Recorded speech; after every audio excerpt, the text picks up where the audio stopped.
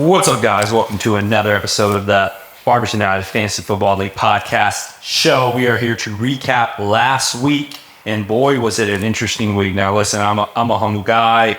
The last thing on earth I want to do is beat up on my awesome, amazing co-host that takes time out of his days, his weeks to slave on this and edit it and put it together.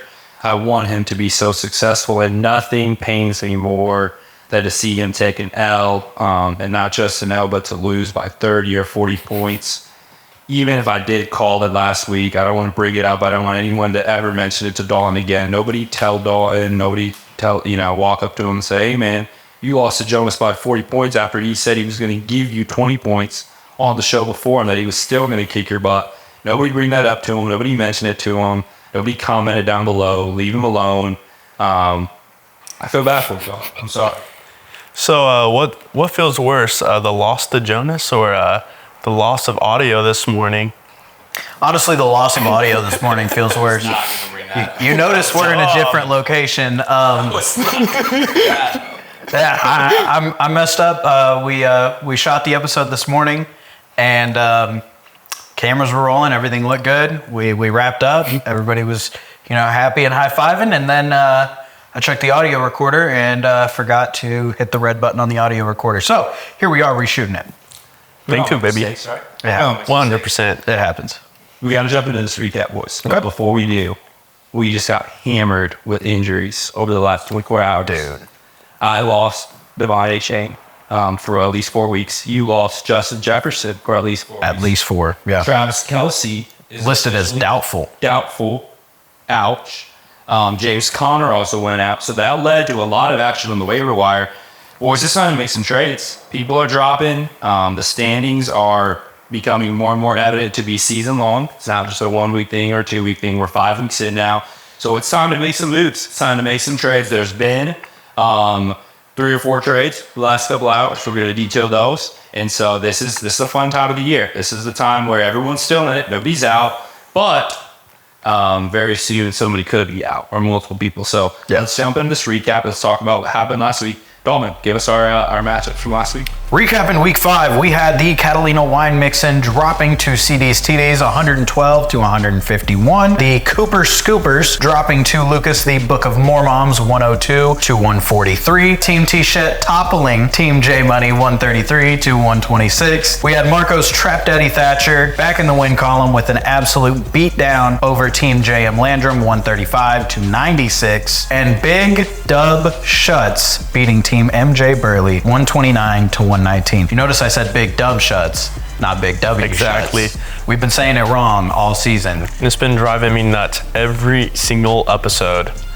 So thank you for saying BigWShutts. I got your name is. So what's your name is? The entire thing? Sure. It's a lot of words.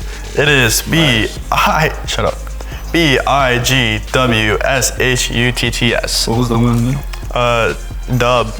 Well, you? Huh? So was your name BigWShutts? No, BigWShutts. And for our game of the week, we had the Daltonius Daddies dropping to some team 101 to 136. Disrespectful. About it. Like I said, we're going to just pass over that one. I don't want anyone to bring it up. If I want anyone to bring up that I could have spotted 234 points and so on. We're going to actually talk about Shutts, who I'm going to give biggest win of the week to. You're on a 3-0 win streak, so we had to get you on here. Congratulations. There was a point where you were 0-2 and you texted me wanting to give up on your season, and now you're feeling a whole lot different. You're strutting in here. You got your Justin Fields jersey on because they finally got a win. How you feeling? Pretty good. Glad our Bears got a win. Glad to see DJ Moore and Justin Fields finally pop off. Give me some points. I don't expect them to do 40 and 30 some points every week, but I definitely think they're going to be getting at least a good 20 for Justin Fields, 25 occasionally. And so I think I'll have weeks where they do go crazy, but I'm definitely happy that they're finding some chemistry. And then my team finally has been stepping it up. Devontae Adams has been doing well all week, so with him doing well this last week as well, and then a few other players finally able to get a win. So now you do have one of the Patriots running backs on your team, right? Hopefully not for long. Zeke or Stevenson. What's his first name? Ramondre? Yeah. No, Shuts. What's his first name? Anyways, so as Jonas was saying, I do have Stevenson, but I am working on a few trades. So hopefully one of those will go through and maybe look at a new running back. So Biggest loss. Who you guys think had the biggest loss this week? I'm going to go with the guy that I had as. Well, let me go. Dalton, you go first. I think it's got to be J Money. Okay. So unfortunately, J Money has been putting up points week in and week out. He's been one of the highest point earners every single week. And it seems like he just keeps drawing his opponent's best game. Like to be, 1-4 now, and he's one of the highest point earners. Like that's just unfortunate. And so, but it's a trend. It's a week in and week out thing that, I think that's why we got to give biggest loss to him. Yeah. Yeah, I would have to agree. J Money for sure.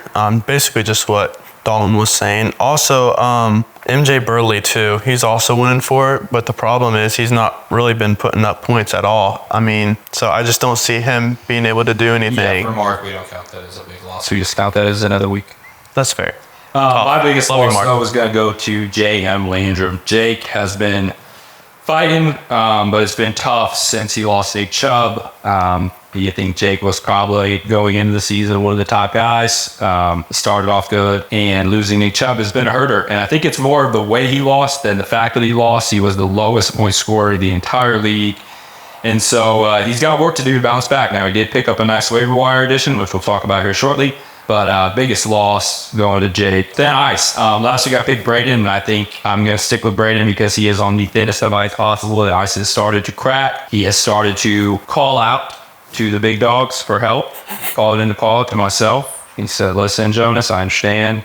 You're really, really good at fantasy. I'm not as good at fantasy. You have a really, really good roster. I don't have a good roster. I'll say that. And I need your help. I need your help desperately. I need you to do me a solid, do me a favor, look out for me one time for the one time. And I made a trade with him, and I went ahead and gave him Jordan Love and Mike Evans for the small Beasley price of Patrick Mahomes. So I helped him out. Hopefully this turns around the season and he gets some wins to stack up and no longer be on thin ice. Now I do have to ask you, you broke one of your cardinal rules in fantasy football in that you do not trade with the person that you are going up against that week. You actually this morning just made a trade with Braden as well. Tell us about that. So the trade was Zach Charbonnet for Ezekiel Elliott. I called you about it this morning because normally, like I said, I don't like to trade with somebody the week that I play them, but I desperately needed to upgrade my running backs room. And this is an upgrade from the number 62 running back being my running back 2 right now to, it's not great still, but the number 42 running back who gets a handful more touches than That is a big Charbonnet gets. So I felt like that was a no-doubter. I also made a trade with Mark, team MJ Burley. I let go of James Cook, which was a little tough because he's been like pretty reliable for me all season.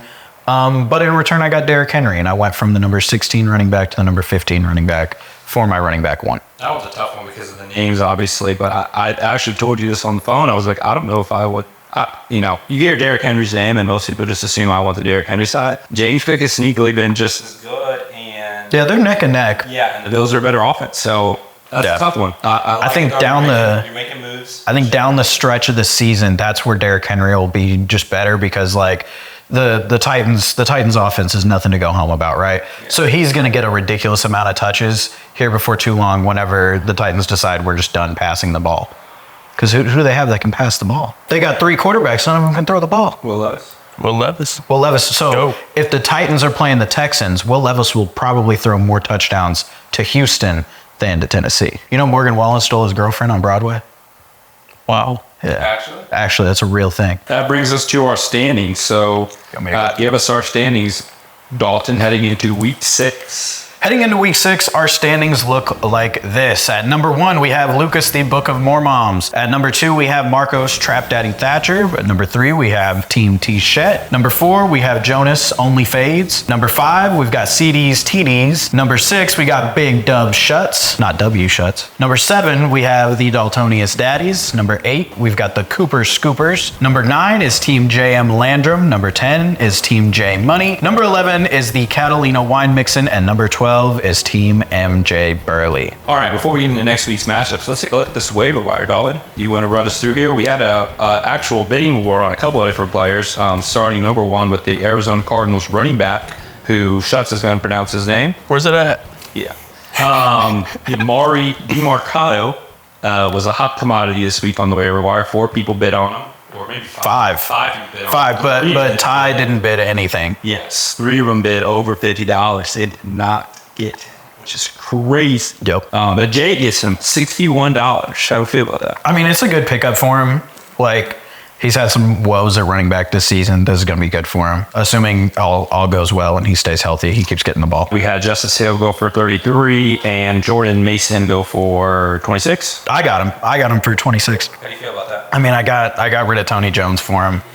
It was time. So that'll do that for the waivers. Let's get into these matchups. So our matchups for week 6, we've got the Daltonius Daddies taking on the Catalina Wine Mixin, the Cooper Scoopers taking on BigWShutts, Team T-Shet taking on Team JM Landrum, CD's TDs taking on Team MJ Burley, and Lucas, the Book of Mormoms, taking on Team J Money. Then for our game of the week, Jonas, Only Fades, and Marcos, Trap Daddy Thatcher, the brotherly face-off. Let's go ahead and we'll start with mine here. We got the Daltonius Daddies taking on the Catalina Wine Mixin. I'm going to go with Braden on this one. Now, you did just make these trades, so your roster does look a little bit better than it did this morning when we first shot this episode, but we're not going to bring that up that you forgot to turn the audio on. I forget about that.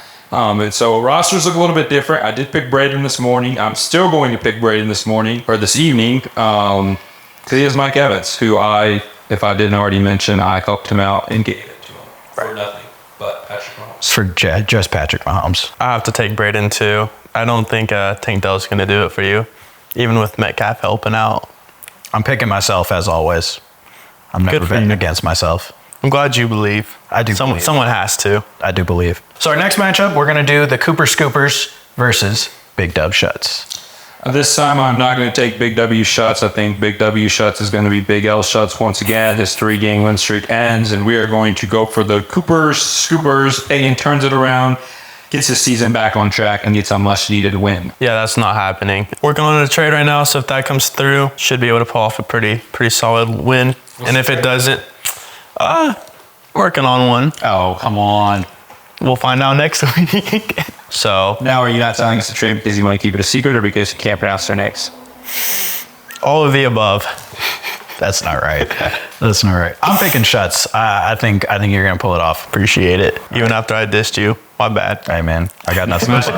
The next matchup, we've got Team T-Shet taking on Team JM Landrum. T-Shet is looking good, man. The worm one sitting at number 3. Sorry, I sound like Shutts. He's wrote him out on here. Yeah, they've surprised me, man. Number 341. He actually came in the barber shop 2 days ago or yesterday. I don't know anymore because we shot this so many times. But one of those days he came in the barber shop and I was like, wait.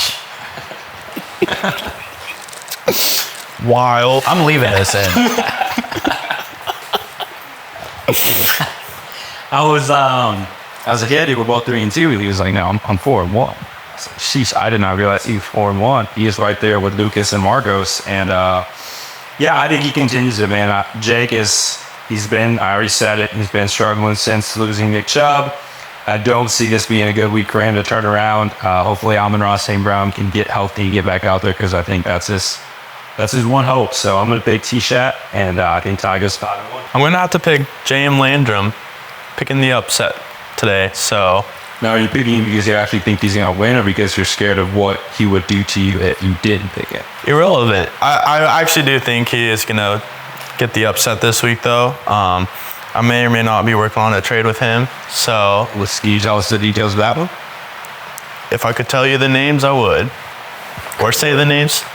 Maybe. I'm picking Ty. I think Ty is going to be a contender late into the season. Our next matchup is CD's TDs versus Team MJ Burley, and you know, so I'm looking at it. Like. I'm looking at it right now. Mark doesn't have his lineup finalized. He's probably working on some moves, things like that. Now I don't want to diss Mark that bad, but yes, I'm picking Blake. Yeah, there's no other way to pick. I mean, even if you put his bench together, there's no way he's scoring under 26, which I know that's just a prediction, but I mean, Blake's proven with his team that he can easily score that. So I don't see Mark winning this one. Yeah, he lost James Conner and George Pickens is on bye, so not a good week for Mark. But let's be honest, when is a good week for Mark? When he beat Marcos. That was a good week for Mark. Our next matchup, we've got Lucas, the Book of Mormoms, versus Team J Money. I want to take this one first. So we know Lucas can score 1,000,000 points. Right. Somehow, some way. Are you using the sauce? His team. No, I'm keeping that. I'm keeping that sauce. It's on my desk at the office still right now. Team J Money has lost while scoring a lot of points every week. Yes, I'm picking Lucas to win this one, but I think J Money might have like within the top 4 of score this week. So I could very well see this being like a 176 to like 155 type of matchup. Anyways, I'm picking up TJ Money, the upset. Book of Mormoms. I mean, he's had 3 great weeks in a row. So I think he's going to have a rough week this coming week. So J Money's been scoring decent. I think he pulls off the upset. History repeats itself. Lucas is going to continue to cut up lots of points in fantasy. Lucas will continue to win in fantasy. And nothing about this week touches that. Lucas Mets. And then finally, for our game of the week, Let's go. we've got Battle of the Brothers. there we go, the Battle of the Brothers. Only fades. Jonas versus Marcos Trap Daddy Thatcher. Right now, Trap Daddy. Can't go Trap Daddy. I hate that you just said that. No, right now Sleeper has this projected as a 50-50 game within less than a point of each other. I think I am going to go with Jonas because you just got Patrick Mahomes. Yes, sir. If you still had Jordan Love, I was probably going to pick Marcos. But you got Patrick and Christian McCaffrey and Mostert and Kittle. Like, I feel like I'd be silly to pick against him. I did it for you just to show you that I unite with you. You and me are connected or whatever. And even if I beat you by 35 points in our week, it doesn't matter. You didn't do that with Patrick Mahomes to me, though. So that's, yeah. Yeah, there's no way Marcos is letting you win this one. Oh, he can try not to, but he can't actually stop me from winning. He'll find a way. All right, guys. Thanks for watching. That'll do it for this week. Tune in next week, same time. Not the same place. We'll be back at the office. Hopefully, fingers crossed. We won't talk about why we'll be back in the office and why we weren't in the office this week. I won't mess this up again. We'll be back in the office next week. Thank you guys for watching, and hopefully you guys can hear this. Thank you for listening. Peace out.